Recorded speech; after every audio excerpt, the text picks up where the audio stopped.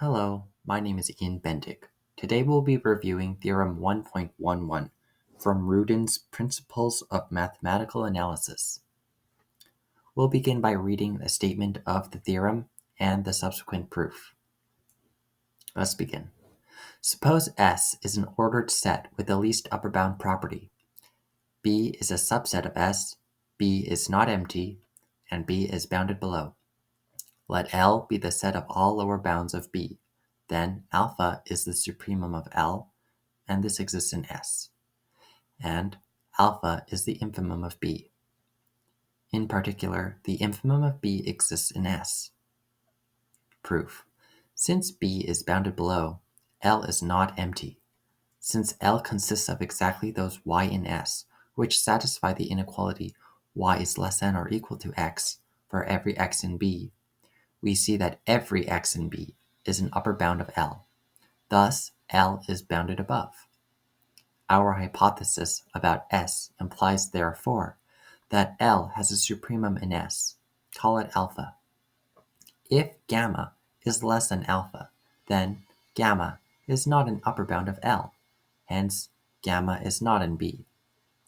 It follows that alpha is less than or equal to x for every x in B. Thus, alpha is in L. If alpha is less than beta, then beta is not in L, since alpha is an upper bound of L. We have shown that alpha is in L, but beta is not in L if beta is greater than alpha.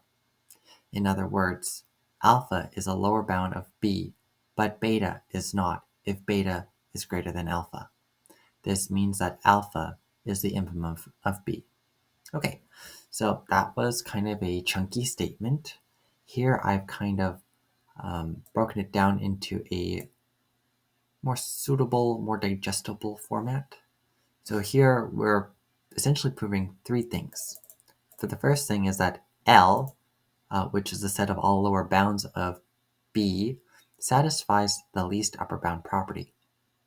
Next, we'll directing our efforts to assuming B is in B, and further that B is less than the supremum of L. Okay, I'm going to just change this notation to be a bit more consistent with the rest of the notes. And we are to determine that the supremum of L is in L. The next thing we aim to show is first we assume alpha is less than B, and we prove that B is not in L. And by properties of L, we show that B is not a lower bound. Okay, so now we start with our assumptions here. First, we have that we have an ordering on S by this set. We'll call it the order on S. Okay, so here we have S is an ordered set. This is where this is coming from. We're not going to say that S is an ordered set. It is an ordered set, but we're going to just assume that there's an order on, and this is going to be the order on S. Okay, I hope that makes sense. It will make sense through reading the proof.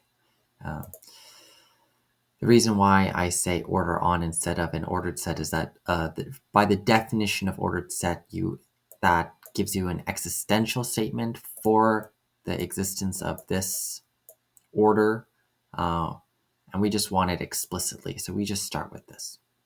Okay, we have least upper bound property with respect to this order and set S, and then our next assumption is that B is a subset of S. Our next assumption is that B is not empty, and our next assumption after that is that B is bounded below in S with respect to this ordering. Okay, now we try to digest this in a more logical framework here. So first we start with the order on S. Okay, an order on S is comprised of three things. One is that this is the statement that says for any x and y in S, exactly one of the situations must occur. That is, x is less than y. So here I've opted for the set theoretic notation rather than using the the convention that's usually used, which is x, y. That is the convention that is usually used. But I have opted to use the set theoretic notation just to make it obvious, I guess. That this is a set, I guess. Yeah. And similarly, one of the situations here is y could be less than x, or x is equal to y, where the equality sign is the logical equality sign. So we're not using any other sort of set theoretic treatment of the equal sign. We're just using the logical predicate x equals y. Okay? All right, the next statement here reads that for, say, x is the little element, y is a middle element, and z is a big element. And here we have x, if x is less than y and y is less than z, then x is surely less than z. That is the statement here. Okay, and this is just the statement that our order on S is a relation in S. So the order on S is a relation in S. So remember that a relation is any set that is a subset of another set that is crossed with itself with the Cartesian product. Okay, so I could have said maybe A. So I'd say the order on A is a order, or is an order on A. Or I could have even done this, and A could have been some other, maybe even bigger set that contains S. But here we just have the order on S, and everything works out very nicely.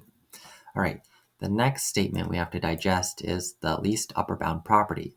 Okay, so the least upper bound property, what is it saying? It says for any set that is not empty, that is bounded above, and here we have bounded above in sort of this English here, but we will be able to digest it later.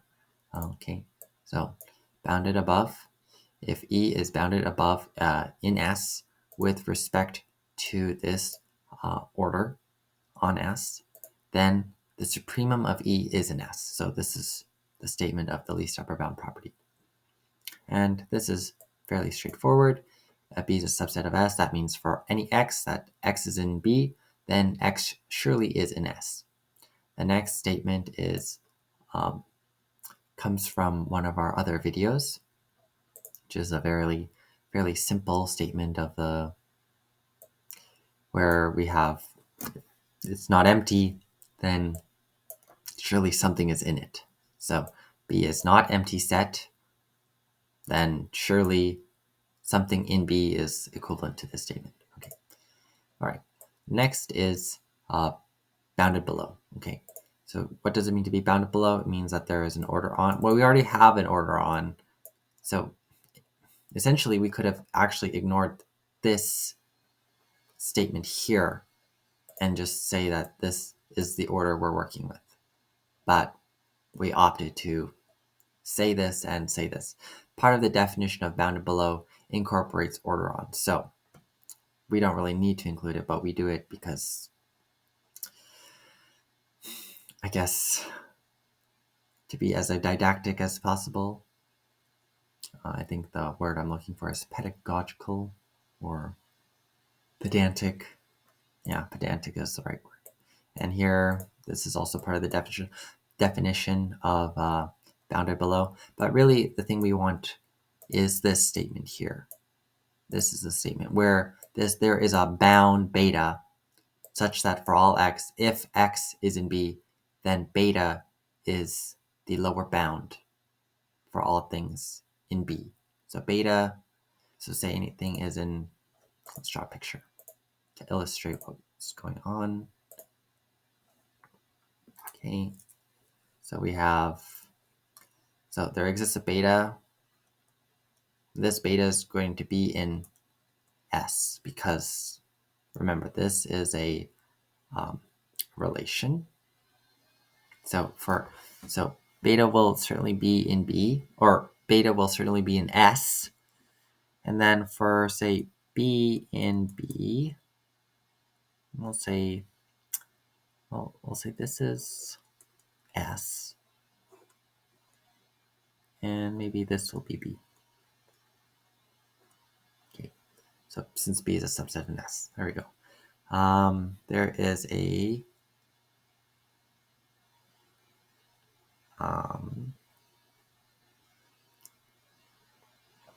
so beta is going to be over here, and B could be in here, over here, anywhere in this interval. So it could be there. Beta could also be right on the edge here, be right there. Could be even in B if the structure of B allows it. We don't really know this yet. Okay, so anyways, we continue. I'm going to erase this.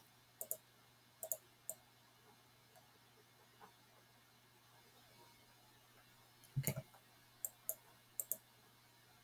Oh, thank you. Okay, and we continue on. We continue with the construction of L. So this is not really an assumption so much as something that we construct. So L, remember, is the set of all the lower bounds of B. So that means if something is in B, that if it's an L, if our element lambda is in L, then it will be less than anything in B. So kind of similar to what we wrote before, that say lambda is in L. Okay, well, first we need to determine where B is. Say this is B. Then Y is somewhere here. Then lambda could also be a little bit there. Lambda must be less than any of the things in B. So could be here, here, here. All the things, any of the things here could be lambda, potential lambdas. Okay, that should make sense. I apologize if it doesn't. If it doesn't make sense, I implore you to email me or leave a comment, and I'll try my best to answer whatever you're not understanding. I know this is very notation heavy, and if you're not familiar with like predicate logic, first order logic, those sort of like things that you would take in a first and maybe second semester course in symbolic logic, it'll be quite difficult to sort of parse what it's going through. So if you haven't done that, make sure to learn about logic in my other videos. Okay, anyways, now we start with our proof here. Yes. So first, we are trying to show this.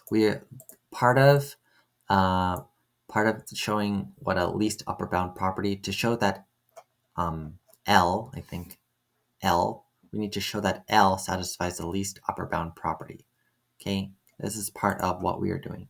We are showing that L is a subset of S. How does this work? Well, first we assume L is in L. So little l is in big L. And then by membership elimination, because little l is in big L, we're allowed to substitute any instances of lambda with L, with little l. There we go. So basically Control C, Control V, and then just replace the lambda with L. Okay, and the next thing is we're using existential elimination in this argument here. So we know that something is in B. We know that something is in B, right? So we're using that here. And then we're using, for all elimination, substituting the Y for B, for little b. And then we're allowed to do this by modus ponens. we're allowed to retrieve this antecedent. And then we know that L, or this relation, this is a relation. The order on S is a relation in S. So L, so really, this is also saying L comma B is in S times S. And we have shown that for things like of this nature that we can use AND elimination through another sort of rule that we derive. But we don't need to do this because we've already shown something like that before. Okay. All right, and since there are no mentions, no instances of B in this predicate here, we're allowed to take it out using existential elimination. Okay, and here we have L as an L implies L as an S. Okay, because here's the assumption, here's the conclusion. There we go. Or here's the antecedent, and here's the consequent. I may have said something wrong before about antecedent and consequent, but this is the antecedent, this is the consequent. And indeed, little l is not mentioned in any of the assumptions in any scope lines that it is under. So see, if you look at this scope line, there is no mention of L in the assumptions. The assumptions would only be in here. So indeed, we can instantiate X for use for all introduction, change all of the L's to X's. Okay, and by definition, this is L as a subset of S. This is the same thing as that, by definition. All right, the next part is we must show that L is not empty. How do we do this? Well, we know that beta, or L, B is bounded below. We know that B is bounded below, so we're going to use this. So we're taking this and just plopping it here. All right, then we are using existential elimination. We're instantiating this beta here for beta tilde, okay? And then just to be extra pedantic, we're just doing this change of variable here from for all x to for all y, okay? Which is to match our definition originally in L. We could have just had for all x from the get-go, but this is just extra practice for your keeping track of all the logical steps here. So it doesn't really make a difference. You could have started with for all x, blah, blah, blah, in the definition of L, but that's just how the cookie crumbles sometimes. So next. Where is this coming from? Beta tilde is in L. Beta tilde is in L because, well, by membership elimination, or membership introduction, I should say. Membership, because we're introducing the membership notation here.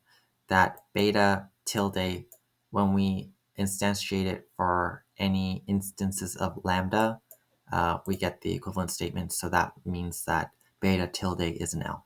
Okay. Next is we are using, again, we are using existential elimination here with the fact that big B is not empty. So we'll just say little b is in big B. And then we know that big B is a subset of S. So this is where this is coming from. It's actually coming from this statement here. Okay. So we know that big B is a subset of S, and then B is an S. That's coming from the modus ponens here. Modus ponens. Okay. The next part is we're trying to develop a if-then statement. If L is an L, okay, then we're using membership elimination by the definition of L. For all Y, okay, blah, blah, blah. We know how to do this. if B is in B, then L is less than or equal to B. Where is that coming from? Well, we're just instantiating B's for any instances of Y in this statement by for all elimination. Next is just modus ponens. It's coming from here, from this statement and that statement. Okay, then we're allowed to form our if-then statement from here and here. For all x, since L is not contained in any of the assumptions, either in this scope here, because it's not related to this scope anymore. It's out, and it's not in here, any of the scope here, or any of the assumptions. So we're good.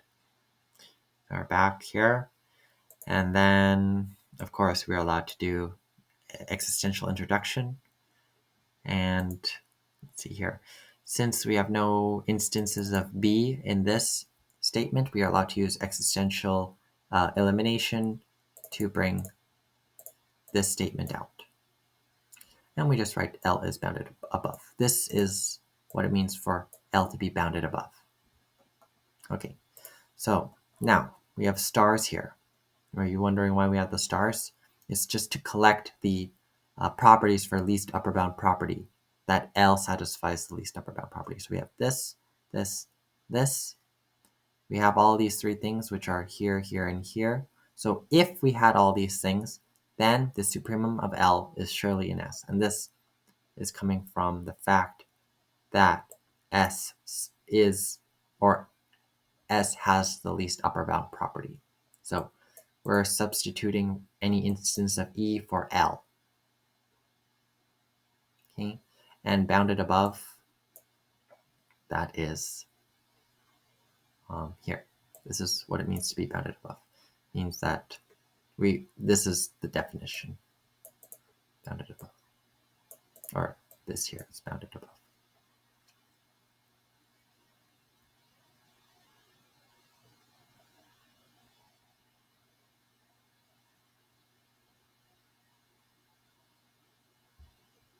And well, maybe, are we missing something? Well, technically in the definition of bounded above, we have to say that there is an order on, technically speaking, but we already know this. So so technically here we should say, well, just to be extra sort of pedantic, I'll just write it all out.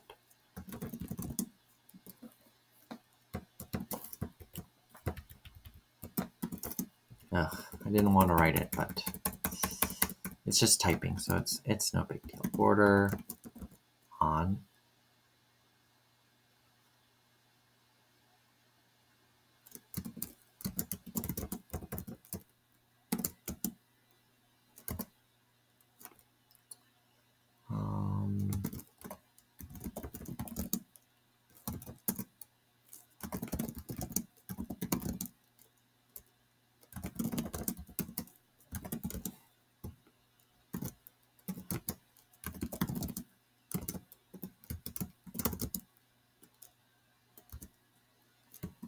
and is this what we want? Bounded above. Oh, okay. We want to say that actually E is bounded above. We'll just cool. This is actually what we want. Oopsie. This is what it means for S to have the least upper bound property with all the notation written out. So see, we already have an order on. Okay. So indeed, where are we? We are over here. So technically we should write, say, big wedge.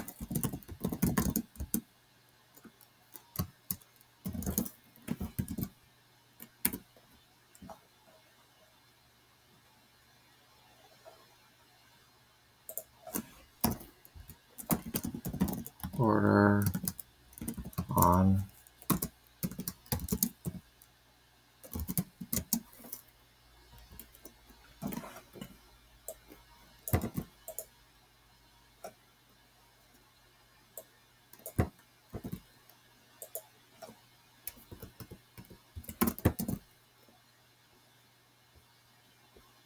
So we have all these things. We have the order on from the assumption. We have L as a subset of S from here. We have that, well, technically I could change this to exist beta for all x in L. We're just doing a change of quantifier. Well, not changing quantifiers, but basically it's a null operation.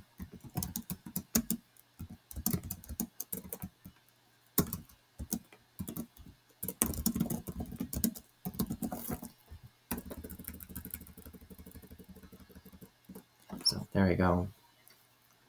Now we're all happy. Get rid of the star here.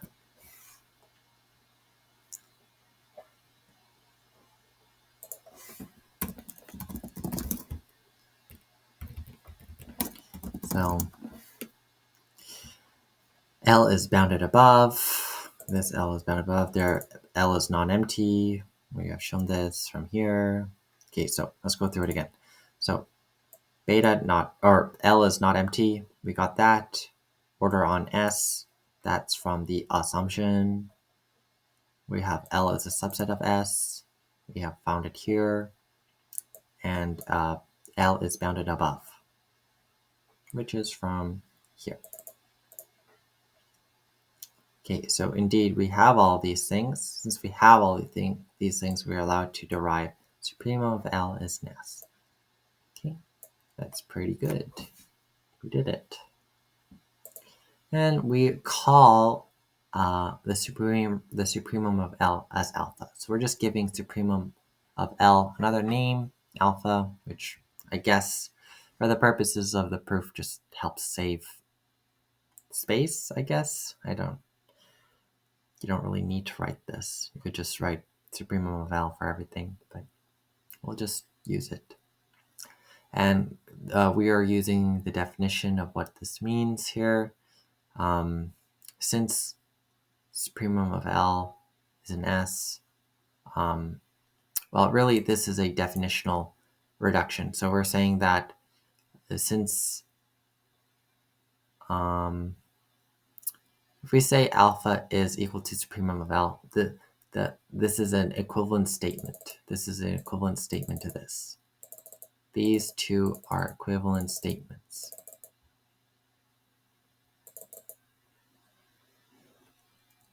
Okay.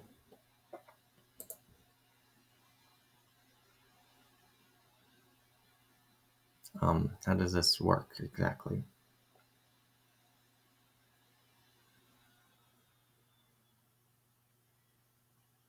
Well, it works by the definition of supremum. So I could have said the supremum of L may not actually exist in S, but we could still write out this. We could write alpha is equal supremum of L, and then write this because this is essentially coming from the void.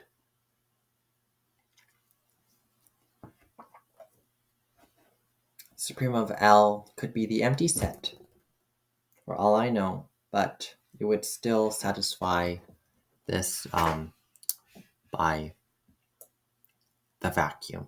So anyways, there will be another video on deriving statements from statements like this, where we have an equal sign. But anyways, we have alpha is defined as the supremum of L, and these are equivalent statements. These two are equivalent statements.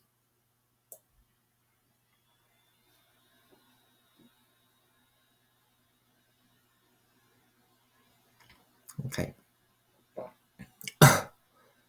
Anyways, we continue. This is and. We're using the and operations and eliminations. All right. So next part, we have this different contact card over here. And what is this all about? We are trying to assume B is in B and further, blah, blah, blah, determine that the supremum of L is an L. So we're trying to find that supremum of L is an L, or alpha is an L. Okay, so let's try and do that. So B is in B. Is this going to be, I think this is going to be for an existential elimination. Oh, actually, no. It's for and constructing an if-then statement. So let's do that. So B is in B, little b is in big B. Then we assume further in another scope, in a more nested scope, the third nested, or this is just the first, this is the first scope, second scope, third scope. So we're in the third scope. We're assuming not that alpha is less than or equal to b. So we're allowed to say, since this is coming from here, exactly one of three situations must occur. Since maybe this one and this one aren't holding, then we have to do this one. Okay, so where is this statement coming from? I believe this statement is coming from this green statement here. Okay, so say B is less than alpha, then there exists an X in L, and such that, and gamma or B is less than X. So there you go. That's where it's coming from. The X's are for all elimination. Okay, so we're allowed to take that out, taking that out, putting that in here by modus ponens.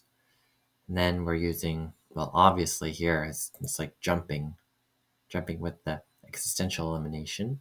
We're using existential elimination to construct the argument here. Okay, so x tilde is an L and B is less than x tilde. Okay, and elimination.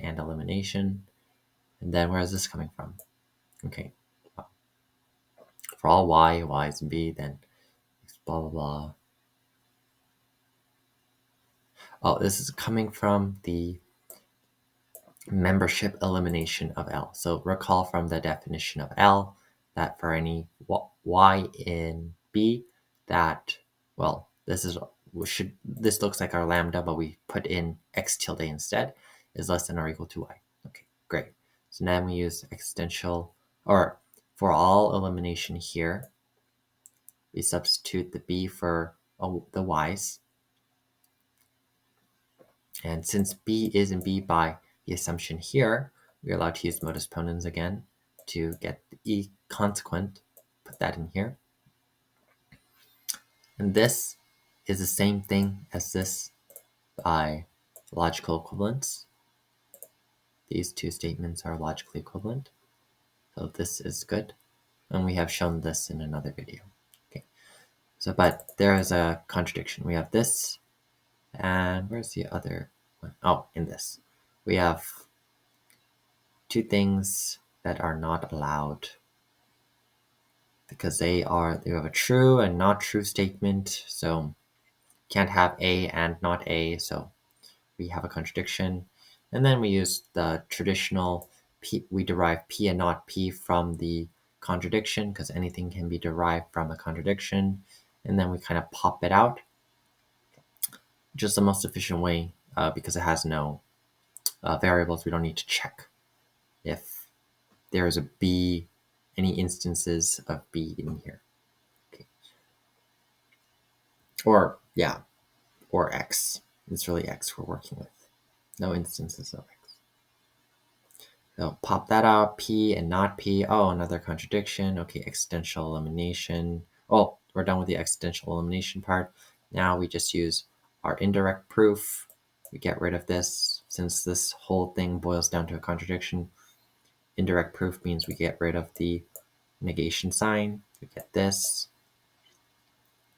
And then from this is an if-then statement. We make the if-then statement, instantiate x for b's, use for all introduction, and then use membership introduction to say that, well, okay, we'll do this actually, because for the definition of L is like this, but it doesn't really matter. We're just being pedantic. Okay, so alpha is a lower bound of B. So any lower bound of B is an L. So there you go. Alpha is an L. So we're done with this little contact card argument. Now we're just trying to finish up that alpha is the infimum of B and that is an S.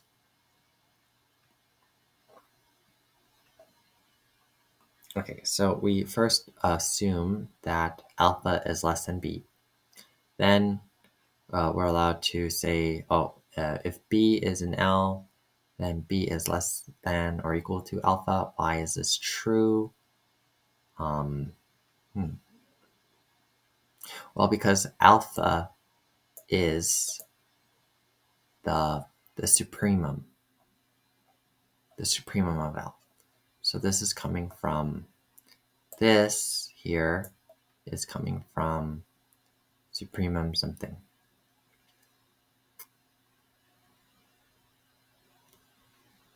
Where is it? Oh, here. The statement for all x. So for anything in L, alpha must be greater than that thing in L, because alpha is the supremum. It is an upper bound for L. Okay, continuing. If we assume B is an L, then we're use modus ponens. Then we get the notational equivalence here, but we see that this is impossible since, well, these two statements here and here are certainly mutually exclusive, true and not true. So we get a contradiction, and then we are allowed to use proof by contradiction, then not B is an L. It's not the case that B is an L or B is not an L. And then we're using membership elimination. We're just substituting any instances of lambda in the definition of L with B, okay, for all, and then we do this. And then this is a change of quantifiers argument here. Then we are using the, well, okay, so here, what's going on here? This is the well, this rule, what is this rule called? This rule is called the refusal. Hold on, let me just find it.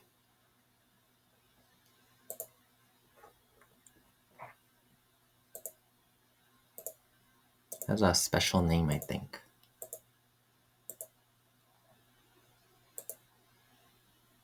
Definitions, theorems.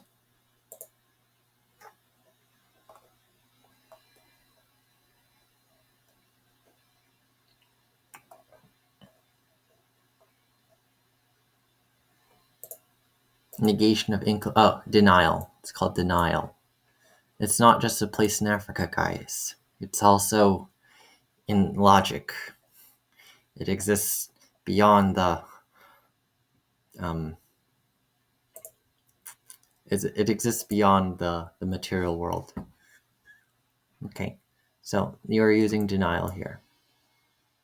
That's what it's called. Okay, then here you're noticing that we're just using that these are logically equivalent statements. They're just a series of logically equivalent statements. Okay, and then how are we getting out? This is, we're constructing the if-then statement. This is the rule we're using. material conditional introduction, or conditional introduction, I guess. Then what's going on here? Well, we are using for all introduction and taking out the b's, replacing them with gammas. Okay. Then we are, okay, so we have this statement here and this green statement from there, I think. Is that what we're doing? For all x, x is in b. Where is that one?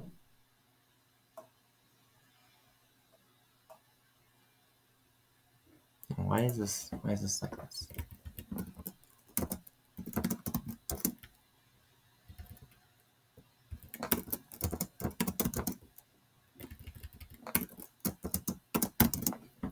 Okay, where is this coming from?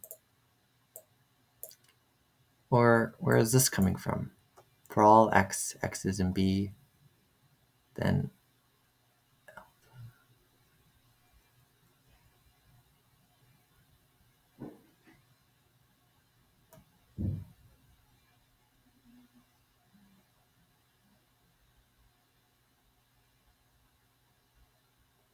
oh, here, it's coming from here. And I did put it with the wrong, and we're just changing this. We're, instead of instantiating with y, we're just instantiating for x now, okay, for this statement. Okay, so we found it.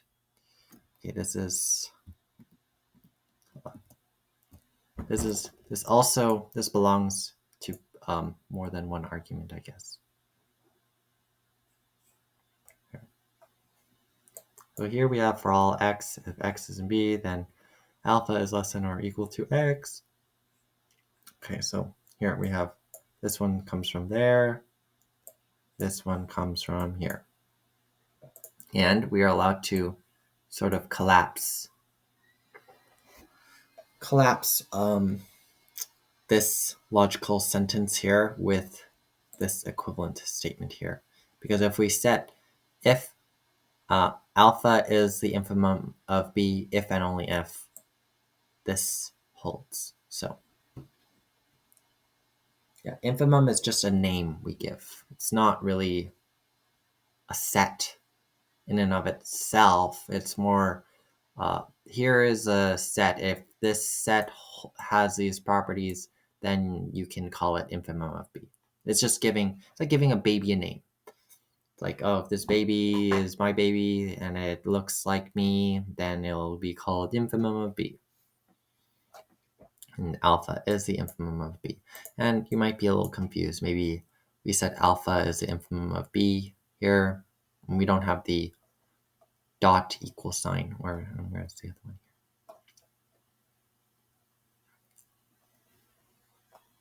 Okay, so why do we put it this one here? Well, we know that it exists. The supremum of L, it exists. Like something called the supremum of L is in S. Okay, it has the supremum properties. We do this at the beginning to just sort of say, oh, we're gonna just call it alpha now. Okay, but really we could have just put supremum L for all instances of alpha. Okay, so these are subtleties here. And infimum of b, well, how are we getting this? Well, there's a chain of equality happening. Alpha is equal to infimum of b, supremum of L is an S, and so their chain is from here, this line 34, to line 24. So alpha is equal to supremum of L. So alpha is equal to supremum of L, which is equal to infimum of b, and supremum of L is an S. So infimum of b must also be an S by the chain of equality. So this means we are done. We have shown all that we have needed to show. So yeah, this is the sort of very nauseatingly annoying, very logical proof this. That goes step by step, no stone left unturned. Okay, maybe the only stones left unturned are maybe not using the notations here, because we opted for the more conventional notation. But I hope you can forgive me for such a crime. But anyways, we are pretty much done with the statement of the proofs. But or yeah, the statement of the proof. So what would we like to call this proof? Okay. Well, let's draw a picture to figure out a good name for it.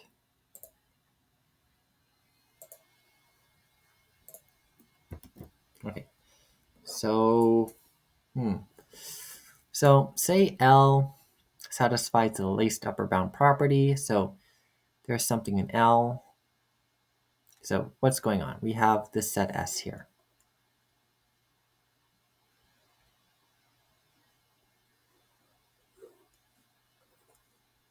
If we have a set B, it ends somewhere. It could be like little bits and pieces around.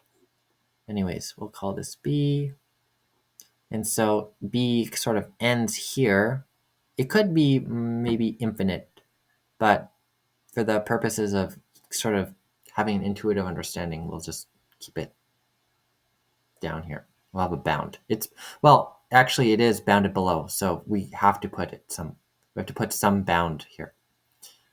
And then we'll say, well, this bit here, all of this stuff, that is L, because these are the lower bounds. Then we're saying, okay, so L satisfies the least upper bound property. There is some L in L.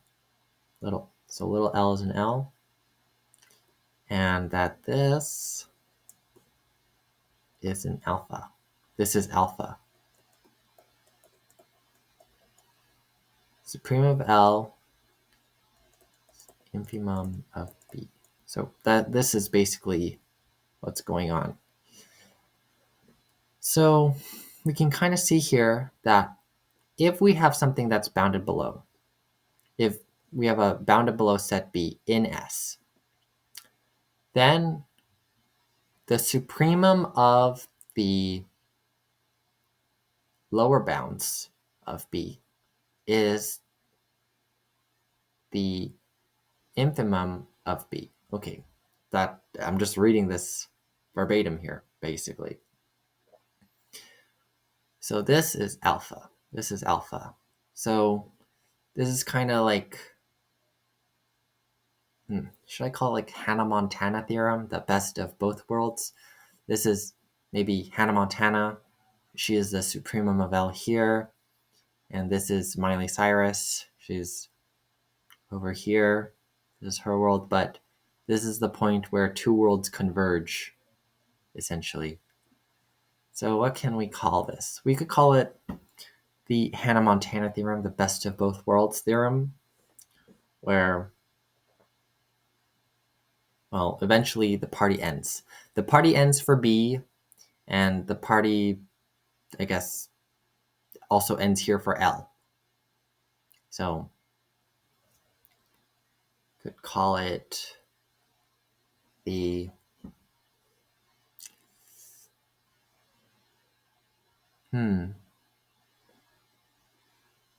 what is a good, interesting name? So I have a Hannah Montana theorem. So let's just try to write this in English here. If B is bounded below, then L. Oh, well, this is wrong.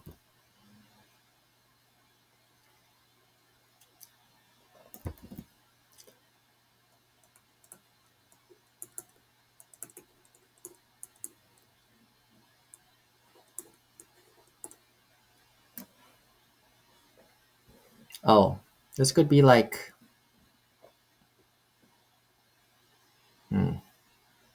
maybe like a bridge theorem. where it's like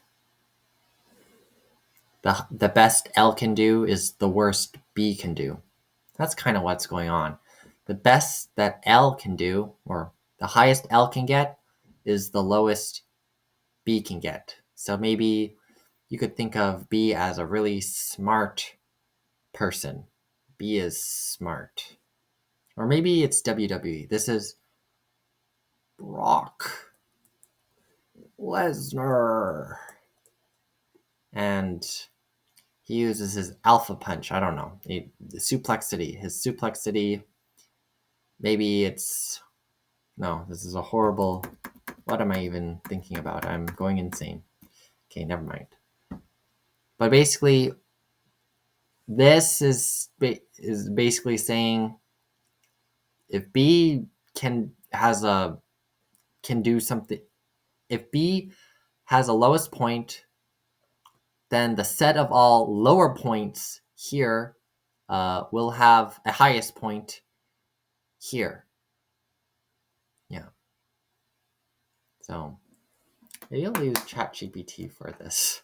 Jesus Christ. What is ChatGPT going to say?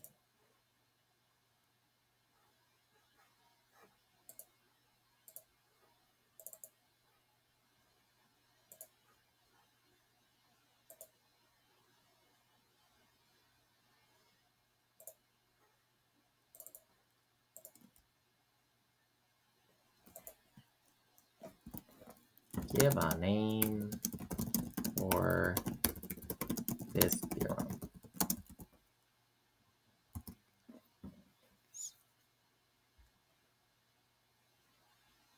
Oh, the greatest lower bound theorem, I guess. Okay, whatever. Doesn't really matter. I was just trying to give a fun little thing to maybe make it more intuitive. But basically, if B has a limit on how bad it can do, then there is the set L, the set of all lower bounds of things that can do worse than B. That's equal to the best that it can do here is the worst that it can do there. So yeah, I was trying to make something more intuitive, but ended up failed. But that's okay. That is all right. Okay, so this ends the video. Thank you for watching. And I hope you have a great rest of your day. If you have any questions, comments, or concerns, please leave a comment or leave an email, and I'll be sure to get back to you as soon as I can. Thank you. Bye.